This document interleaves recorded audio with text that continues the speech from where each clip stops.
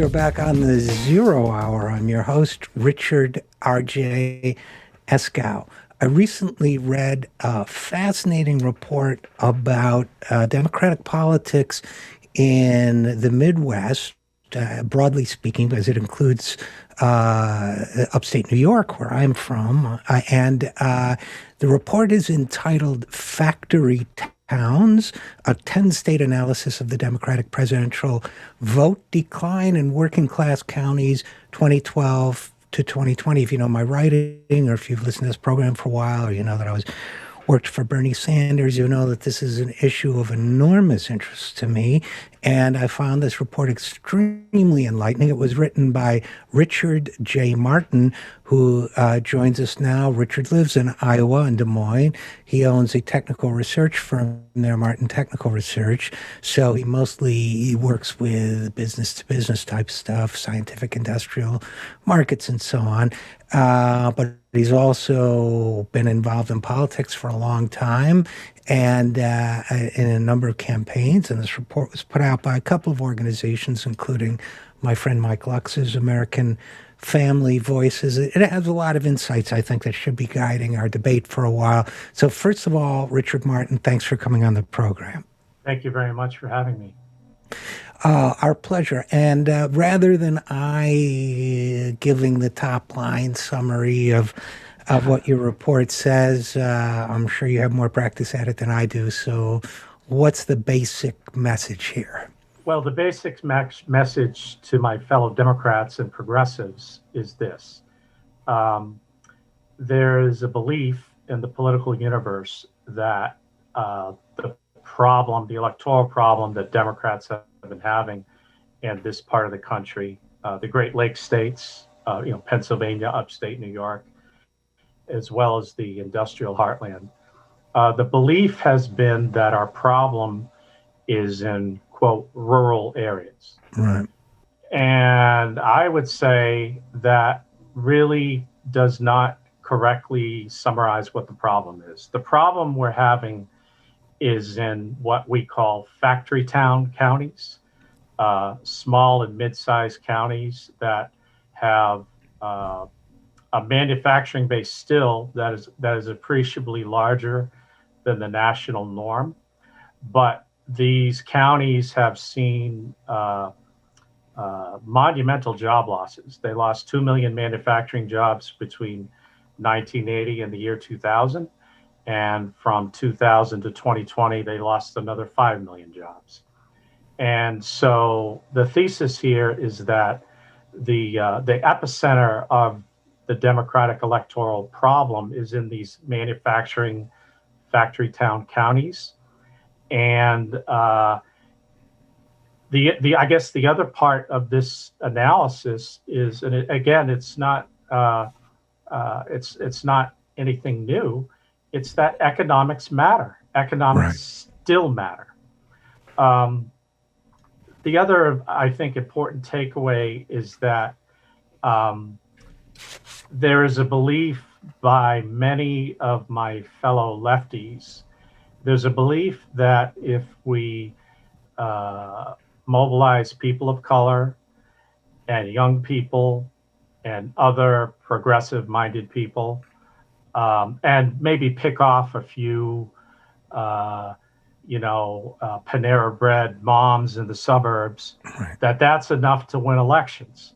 And my message to those people who believe that is, okay, maybe once in a while you can eke out a victory with that formula, but boy, you're really cutting the margins close. And I'm sorry, go ahead. And in some places, the math just simply does not add up. You need to add more voters to your coalition. And I think the best place to go fishing for those voters is in these factory town counties, in places that traditionally used to vote blue and now have either gone slight red or deep dark red. And I think the challenge here is to win back, I don't know, somewhere between 15 to 25% of the sheep that have left the flock. If we can win them back, now we're looking at having good margins to win statewide across this region. Yeah, Richard, in reading your report, I had several thoughts. One of them was you point out the Democrats lost almost 2 million in vote margin in these 10 states where you focus on economic setbacks, job loss, decline in health, and so on related to the job loss, decline in unionization, all those things. And one of my thoughts was I doubt there'll ever come a time when it makes sense to write off 1 million or 2 million votes in swing states, no matter what your other strategies are. And but number two was you mentioned one of the challenges to a lot of democratic thinking that the data you've uncovered makes. One of the others, and you allude to it somewhat in your report, is there have been a lot of postmortems basically saying the voters that switched, for example, from Obama to Trump, or even from Hillary Clinton to Trump, although I don't know how many of those there were, but certainly the decline between 2012 and say 2016 and then 2020 is kind of the irreversible result of whether it's racism or other extremist beliefs. And to me, your report is very suggestive of the idea that no, there are sure, there are racists in the world, and they are, to borrow a word, deplorable, but by and large, these swings can be explained by economic forces, which means that there are solutions to losing these votes. Am I sort of getting that right from your point of view?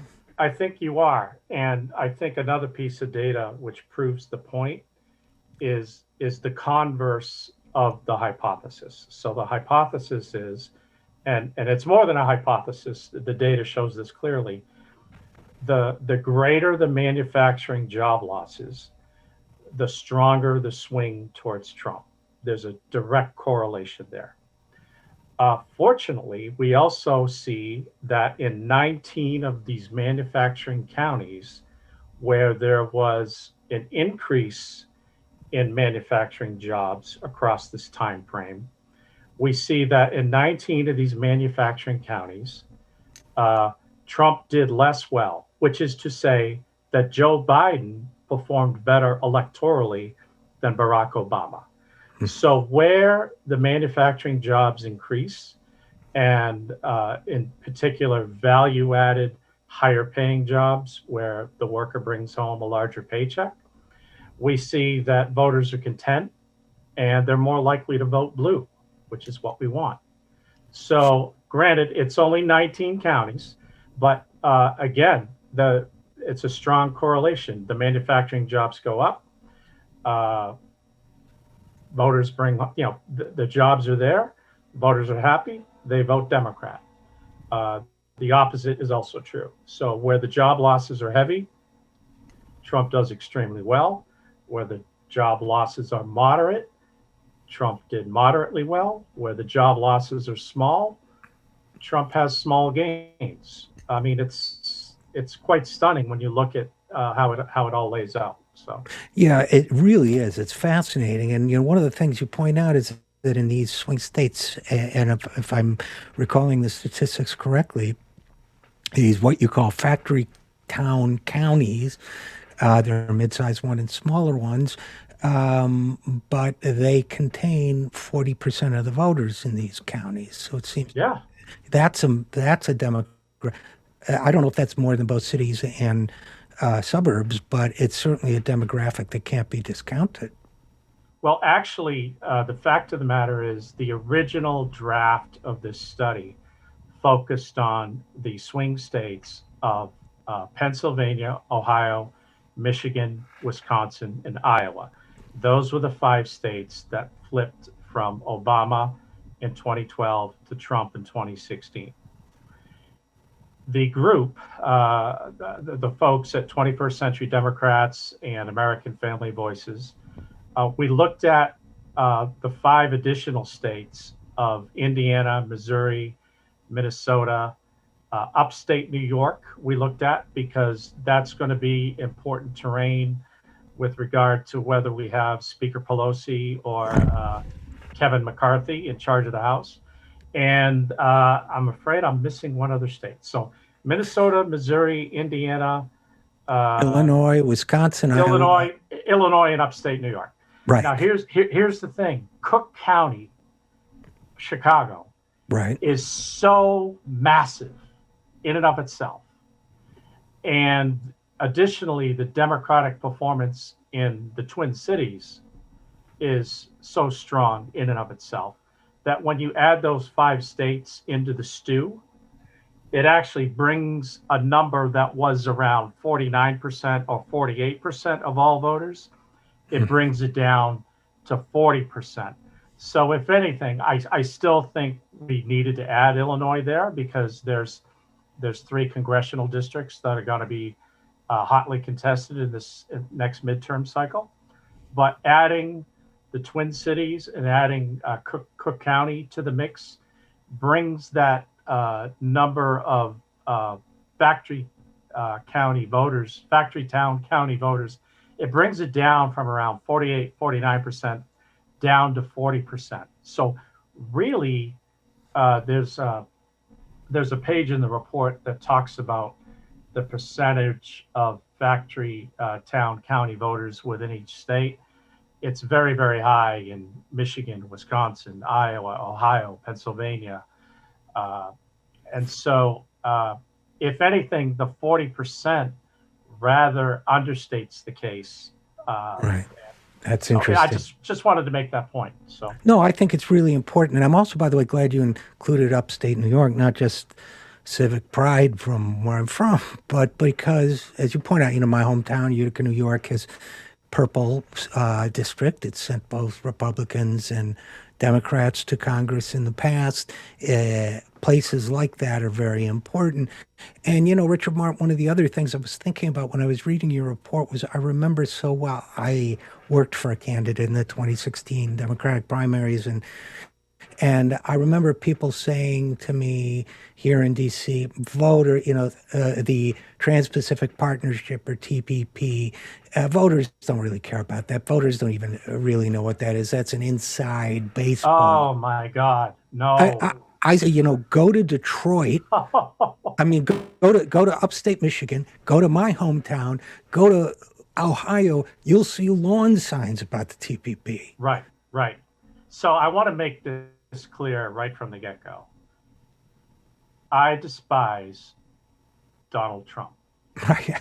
That should be stipulated, but okay. Okay. I despise him as a human being and as a politician and everything. He doesn't really stand for anything other than his own appetite and ego. Right. That being said, I think that his performance in the first debate with Hillary, in which he did not mention build the wall, not a single time did he mention that. However, he hammered away at NAFTA. He hammered away at allowing China into the WTO. He hammered away at unfair trade deals consistently and I think effectively. And rewatching the videos of that debate, I feel sorry for Hillary because she's boxed in. What can she do? Right. Her husband was responsible for NAFTA. Her husband lobbied hard as he was leaving the White House for allowing China into the WTO. At one point, Trump makes a strong point, and Hillary's response is, well, that's just what you think. And as I'm watching this again, I'm thinking, well, that's not much higher than, the 3rd grade retort of, I know you are, but what am I? Right? I mean, this is what she had to resort to. And I really don't think there was much she could do. And anybody who thinks that voters in this region of the country didn't care about TPP, they simply don't understand this part of the country. People know when they lose their jobs. People know, they have a pretty good idea of why. They know where their jobs are going. And look, most of the job loss took place under George W. Bush, I think we could probably agree, but some of it took place under Barack Obama too. So if you're talking about the 2016 election, you're talking about the fact that Barack Obama was campaigning for the TPP and that he instructed, and I do feel also, badly in that sense for Hillary Clinton because as his Secretary of State, I don't know what her personal feelings were, but she was instructed to negotiate it and did so. And that was also brought up in the course of, even though she was running against the TPP as a presidential candidate, she had that around her neck as well. Plus, let's face it, let's be honest, 20 years or so of policy saying, on the Democratic Party side, saying that what they described as free trade was a good thing. And I think there was an enormous amount of built up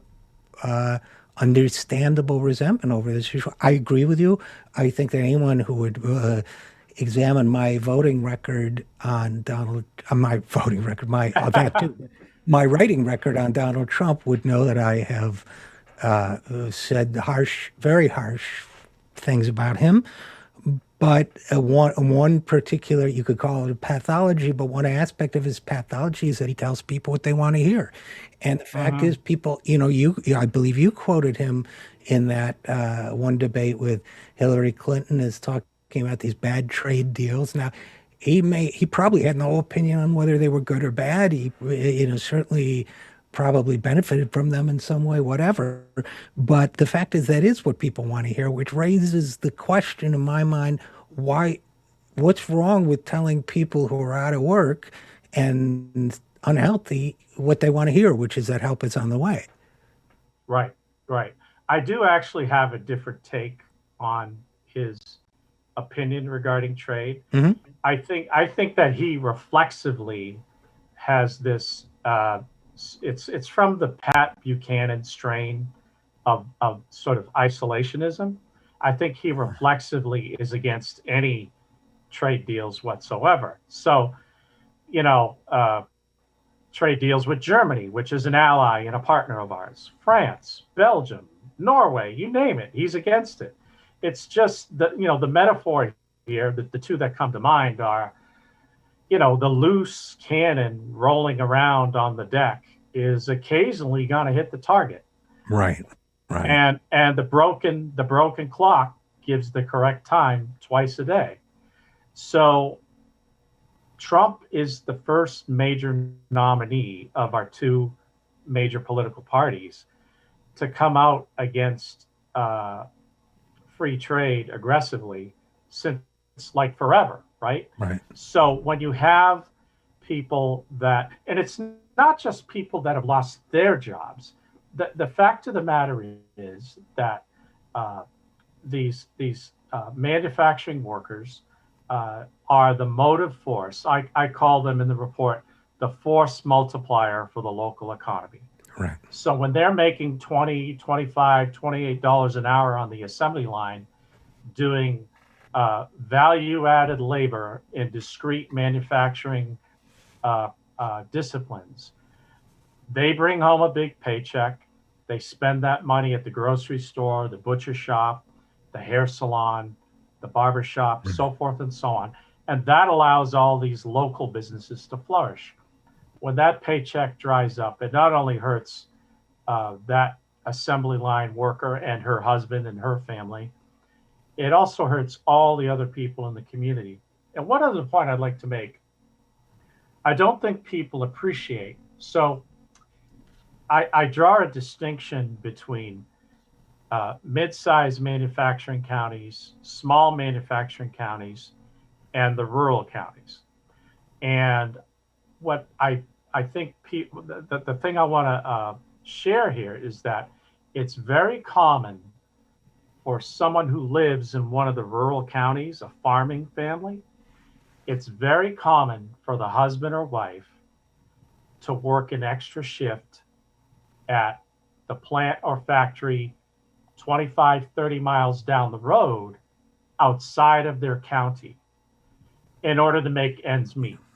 Okay, so like last year, we had the derecho. And for those of you who aren't familiar with that, basically Iowa had an inland hurricane, which just leveled our particular our corn harvest. So that's a rough year for farm families. If there's factories nearby 20, 30 miles away where they can drive to work an evening shift to make ends meet to get through a tough year, then that makes their lives better too. So the rural counties are cousins to the small manufacturing counties, and their economic destiny is intertwined in much the same way that the suburbs and exurbs are intertwined with the destinies of the large metro cities. So I just wanted to make that point.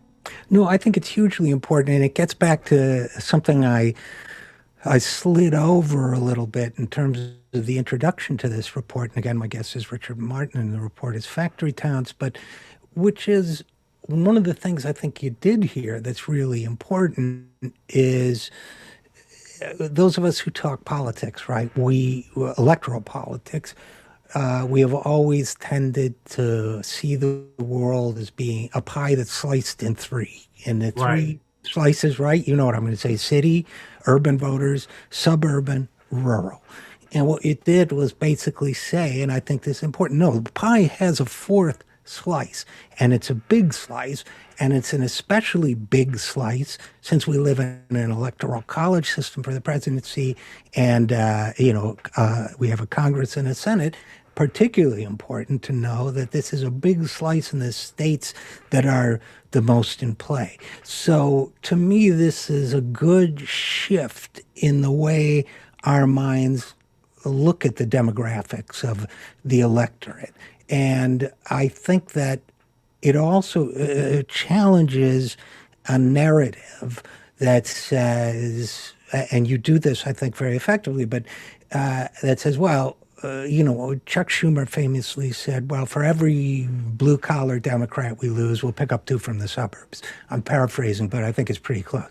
And I think what you're saying, Joe Biden, as you point out, did well in picking up suburban voters. But this election, but 2020 was, whether you're talking about Congress or the presidency, much closer than it needed to be, Right. frighteningly close.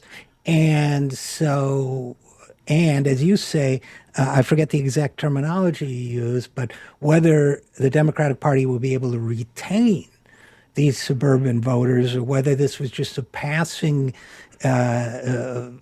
fancy on their part because they hate Donald Trump because he violates everything culturally they stand for. We don't know. If the Republicans put up a Mitt Romney type, it doesn't seem likely with this party, but you never know, or run one on a Senate or a congressional level, they might say, they might go back to their old predilections. They can't be counted on, I guess is the point, right? My fear is that we rented the suburban voters in the 2020 election to get Joe Biden across the finish line. And we don't own them. We rented them. So that is my fear. Another point I want to make is that getting back to Chuck Schumer's comment. So, I'm 59 years old. I've been in all 50 of the United States. And because of the nature of my business, I have traveled. I grew up in New England. I was born and raised in Massachusetts. I lived in Seattle for 8 years. But I have traveled and worked extensively throughout the upper Midwest, throughout this part of the country that is the focus of this study. And the fact of the matter is, there may be some states where Schumer's thesis holds water, but in many of these states, there simply are not enough suburban voters to harvest to make up for the lost factory town voters that you lose. So it actually ends up being a bad trade for us. This analysis shows that, for every suburban voter that we pick up, we lose, I think it's like 2.3 or 2.4 factory town voters. That's a bad trade. Never mind the fact that we're just renting that voter. We don't own it yet. So, yeah. Now, Yeah. I don't want to be negative, I do think that um, there is a way to recapture enough of these types of voters in the future. Um, Oh, I think that's yeah, important. yeah, Yeah.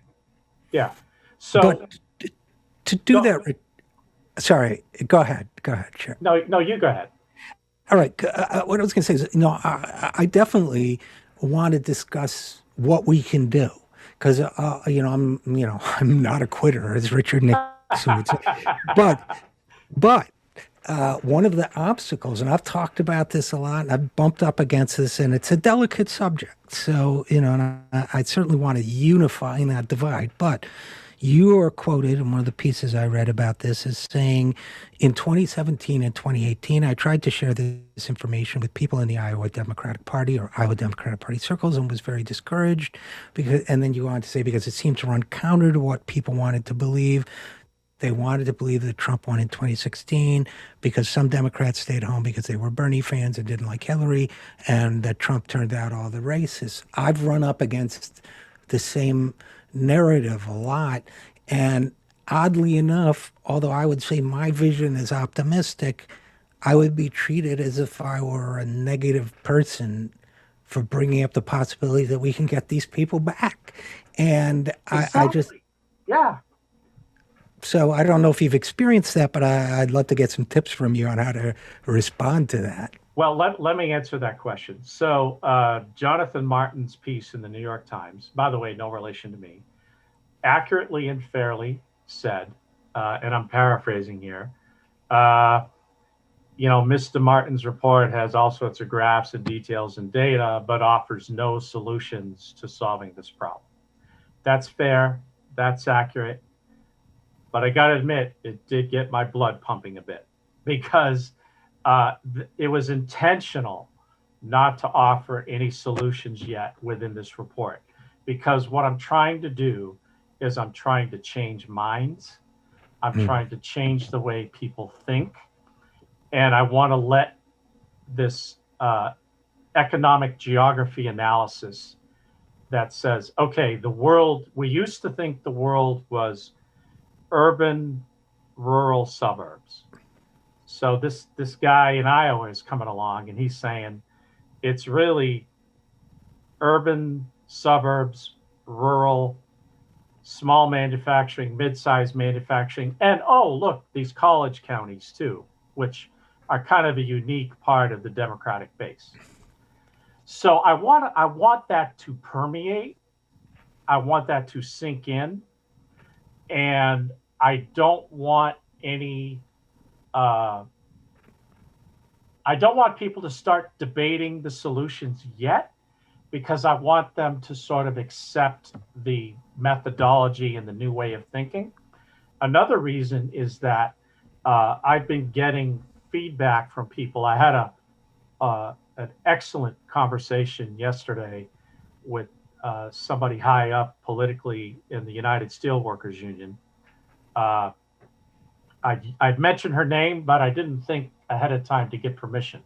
But anyway, she gave me some excellent advice and examples of what Connor Lamb did in his race to win his mhm. seat. And so I'm getting feedback. I want feedback. I want ideas and suggestions from people throughout the party. Um, so that in a month or two from now, what I want to do, I take that line that Jonathan Martin had in his piece. I basically take that. I'm an aggressive guy. I take that as an invitation to submit an op ed column Uh-huh. that has short term, medium term, and long term solutions to solving this problem. I also want to write factory towns too. What do we do about it? Now, that will be not a public document, that will be an internal document that goes into great detail about how do we solve this problem. That will be for state parties, county parties, politicos, candidates, campaigns, so forth and so on. Um, One thing I want to talk about also is that a major problem we have in the rural counties and in the small manufacturing counties is that we've seen the demise of independent weekly newspapers Great point. and independently controlled radio stations. In fact, here's a phrase from the Civil War: the Republicans have stolen a march on us overnight. Right. They have gobbled up these radio stations and weeklies and folded them into, larger chains. And what's interesting is there's kind of there's most of them are sort of mainstream right wing kind of Cook Brothers type, Uh-huh. but occasionally you find. I think in '62 you mentioned Richard Nixon. I think in '62 I can't remember the guy's name, but Nixon had to beat a guy in the primary that was a former halfback for the USC football team. I forget his name, but he was like cuckoo right wing John Bircher nut job, right? And some of these counties, you would not believe what is on these digital websites for weekly papers. I mean, it is really nutty. So there's that. And basically, we're not even, when I say we, I mean truth and facts and reason are not even contesting in this battlefield. Now, in the mid-sized counties, so places like Dubuque and Peoria, you still have the larger daily papers that still have a presence there, either in print or digitally online. But we need to come up with a response to the Republican domination of the communication airwaves, radio and digitally in these weekly newspapers. And I would suggest this. I don't know if you know much about the history of American newspapers, but originally, when the founding fathers, wrote the Bill of Rights, newspapers back then were party organs. And during the age of Andrew Jackson, that was when newspapers really started to gain in circulation and popularity. And yes, I know Jackson was a racist, and I know he had brutal policies towards Native Americans, but it was during that period of Old Hickory, the common man, where more regular types of white male voters started to get involved instead of just the landed aristocracy. That's when you start to see the popularity of party political newspapers become more common. And we see that today. The vestige of, there's many newspapers sprinkled throughout the country. In Springfield, Massachusetts, you have the Republican. Right. And in Absolutely. the Belleville Democrat in Illinois. Absolutely, 100%. This is, yeah. By the way, you're completely singing my song, and but in terms of all the solutions, but especially the media. I have to say, Richard, I laughed a little bit, I chuckled a little bit when you said, well, criticism that you don't have solutions. I remember being a student demonstrator, and people would always say, yeah, but you're not offering any solutions. I would say, if the house is on fire, do you want me to not say anything till I know how to put it out? I mean, Right, don't you right, want to know? And, right. and this is, I think the media is a huge part of it. I think, of course, policy is a huge part of it. Mhm. Sometimes the Democratic community, I think it's fair to say, thinks it's always just a messaging problem. Well, you got to have policies that help people too, or your messages, fall on Absolutely. deaf ears, right? I have, again, I have intentionally avoided discussing policy, but I would say $15 minimum wage Right. is an absolute must moving forward. Um, anyway, I have some ideas. I'm gathering ideas from people, feedback that have read the report. There were many good ideas by colleagues, former Biden alumni that helped formulate this report. By the way, if you don't mind, there's one colleague in particular, a guy named Bruce Fisher. He's a economics professor up at Buffalo State, and one of the early drafts of this study, instead of looking at the percentage of manufacturing jobs in the county, I was using percentage of manufacturing GDP. Uh-huh. And Bruce said, "Hey, let's take a look at switching that to jobs instead of GDP. Jobs equal people, human beings, which equals voters." And then another tremendous suggestion that Bruce made was he said, "Hey, let's go back 20 years and let's look at the number of manufacturing jobs lost in these counties." And that, to me, that was the rocket booster. That was what turbocharged this thing. So I just want anybody out there who's listening, anybody who's thinking of running, anybody involved with a campaign, Bruce Fisher, Buffalo State College. He was involved back in the day in Paul Simon's Senate races. He helped Carol Mosley Braun get elected to the Senate. Bruce is the best campaign strategist that I know. He is super, super smart. He's a blue collar intellectual, kind of in the tradition of, a Daniel Patrick Moynihan type. And he's not only super smart, he's a funny guy. He's a down to earth guy.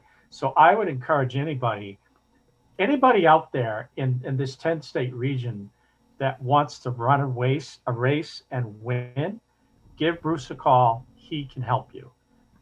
He grew up in this area. He knows this region, and he understands it. And so anyway, that's a pitch for one of my colleagues. All right. Well, we appreciate that. I'm sure he appreciates the testimonial, and he sounds like a great guy.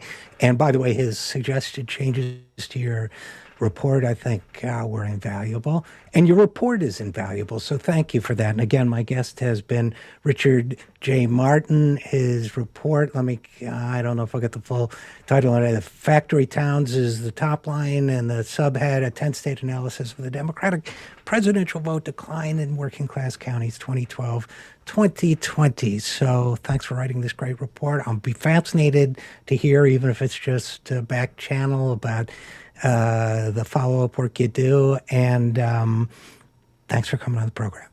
Thank you very much. I appreciate it.